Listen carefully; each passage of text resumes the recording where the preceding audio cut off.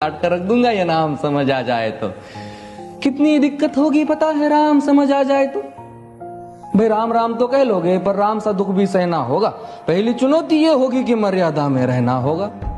और मर्यादा में रहना मतलब कुछ खास नहीं कर जाना है, बस त्याग को गले लगाना है और अहंकार जलाना है। अब अपने राम लला के खातिर इतना ना कर पाओगे और शबरी का जूठा खाओगे तो पुरुषोत्तम कहलाओगे। काम क्रोध के भीतर रहकर तुमको शीतल बनना होगा। बुद्ध भी जिसकी इच्छाओं में बैठे वैसा पीपल बनना होगा ये सब कुछ, और वो भी शून्य में रहकर प्यारे। तब ही तुमको पता चलेगा कि कितने अद्भुत राम हमारे। सोच रहे हो कौन हूं मैं? चलो बता ही देता हूं। तुमने ही तो नाम दिया था मैं पागल कहलाता हूं। नया नया हूं यहाँ पे तो ना पहले किसी को देखा है। वैसे तो हूं त्रेता से, मुझे कृष्ण किसी ने कलयुग भेजा है। भाई बात वहां तक फैल गई है कि यहाँ कुछ तो मंगल होने को है कि भरत से भारत हुए राज में सुना है राम जी आने को है। बड़े भाग्यशाली हो तुम सब। वहां पे सब यही कहते हैं कि हम तो राम राज्य में रहते थे और इन सब में राम रहते हैं। यानी तुम सब में राम का अंश छुपा है। मतलब वो तुम में आते हैं रहने। सच है या फिर गलत खबर? अगर सच्ची है तो क्या कहने। तो सबको राम पता ही होगा, घर के बड़ों ने बताया होगा। तो बताओ फिर कि क्या है राम। बताओ फिर कि क्या है राम।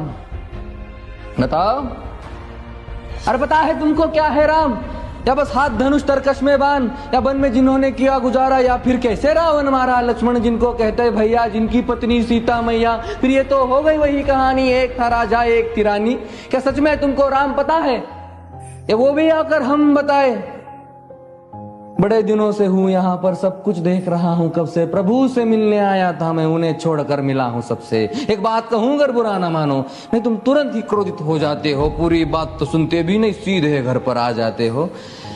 ये तुम लोगों के नाम जपो में पहले सा आराम नहीं। ये तुम लोगों के नाम जपो में पहले सा आराम नहीं। इस जबरदस्ती के जय श्री राम में सब कुछ है, बस राम नहीं। ये राजनीति का दाया बाया जितना मर्जी खेलो तुम। दाया बाया, अरे दाया बाया ये तुम्हारी वर्तमान प्रादेशिक भाषा में क्या कहते हो उसे? हाँ वो लेफ्ट एंड राइट। ये राजनीति का दाया बाया जितना मर्जी खेलो तुम चेतावनी को, लेकिन मेरी अपने जहन में डालो तुम। निजी स्वार्थ के खातिर अगर कोई राम नाम को गाता हो तो खबरदार अगर जुर्रत की और मेरे राम को बांटा तो। भारत भू का कवि हूं मैं, तभी निडर हो कहता हूं राम है मेरी हर रचना में। मैं बजरंग में रहता हूं। भारत की नींव है कविताएं और सत्य हमारी बातों में, तभी कलम हमारी तीखी और साहित्य हमारे हाथों में। तो सोच समझ कर राम कहो तुम। ये बस आतिश का नारा नहीं, जब तक राम हृदय में नहीं तुमने राम पुकारा नहीं। राम कृष्ण की प्रतिभा पर पहले भी खड़े सवाल हुए। ये लंका और ये कुरुक्षेत्र यूं ही नहीं थे लाल हुए।